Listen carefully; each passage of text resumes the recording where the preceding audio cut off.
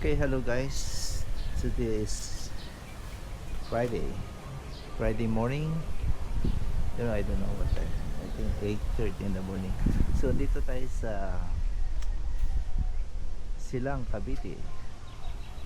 Sa bahay ni Kuya at Ate.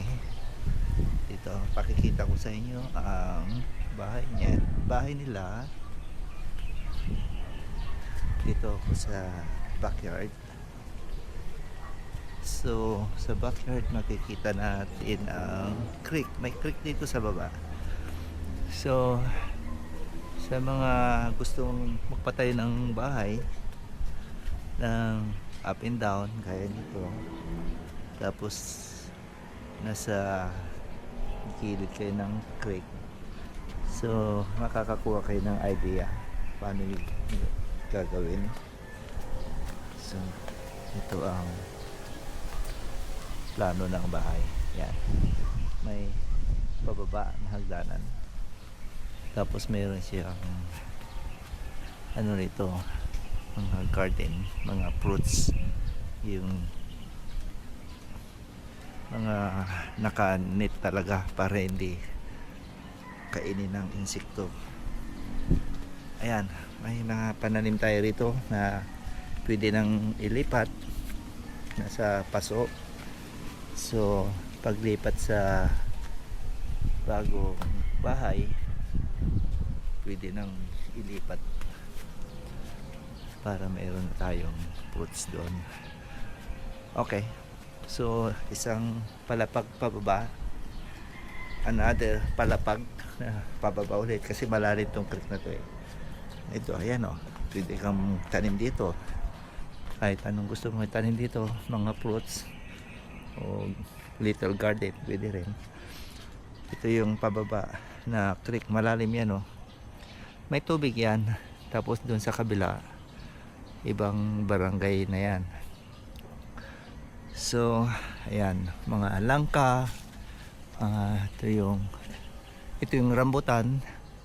Yan yung avocado, maraming bunga yan. May kaimito rito. Yan saging. Ito santol. Ito langka. Yan. So, good for life. Pag magre-retire kayo rito sa Pilipinas, ganitong lugar ang lilipatan ninyo. So, ito na ang idea kung ano ang plano gagawin nyo sa lilipatan yung bahay, patatayo yung bahay. Ayan o, yung likod ng bahay yun, up and down. Tapos ito, extra ito na quarters ng maid. So, ito ang unang pinatayo bago pinatayo yung bahay. Kasi, siyempre, kung gusto mong mag-manage, bantayan mo yung mga contractor, mga gumagawa ng bahay, dito ka tutuloy instead na mag-stay ka ng hotel. Yan. Sa baba, dyan na yung washing machine, parang storage ba. 30 kitchen, nandun sa taas, mayroon siyang isang bedroom. Yan, maganda yan. Ano yan? Para kang naka-condominium na yan. Up and down. So, dito tayo sa second layer, pababa. Ito yung water tank. Oh, ito, gated siya rito. Yung kapitbahay din. Open natin yung gate, no? Yan. Okay. So, ito yung access na pababa. Pababa nito. Yan. Property mo pa rin ito. Kasama sa pagbili ng bahay. Yung kapitbahay,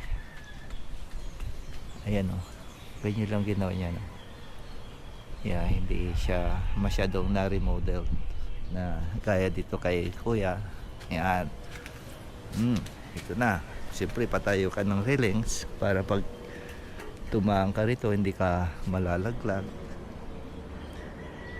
Yan. Ganda, no? Yan, may malunggay tayo. Yeah. Panghabang buhay na gulay.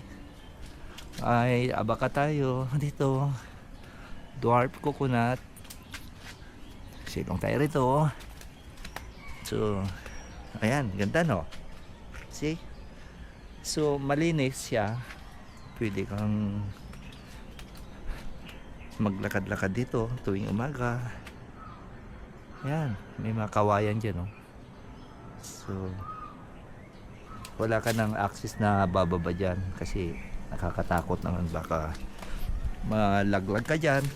Tapos so kaya hindi lang malaglag, baka may ahas ba yan, hindi mo alam kung saan ang bagsak mo dyan. Okay, so dito na tayo sa sa dead end.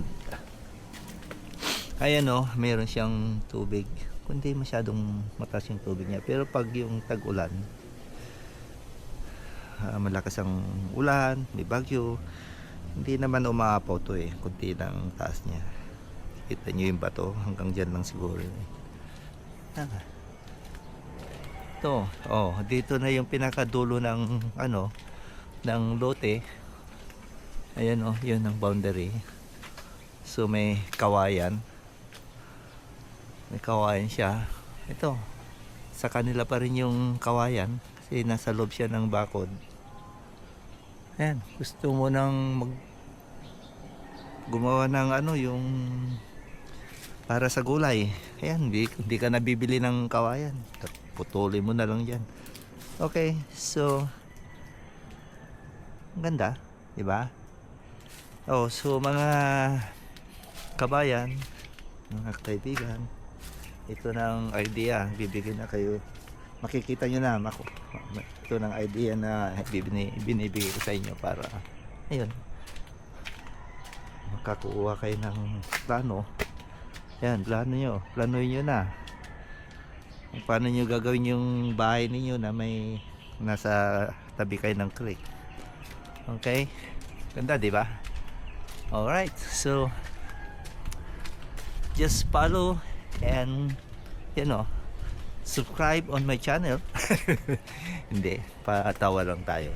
So okay, sa mga friends ko na nakapanood ng video na to, kung maaari lang, just click the follow para kung may updated tayong video, pag umuwi tayo ng PI, siyempre may kunting video tayo na isinasama kung ano yung ginagawa natin during our vacation.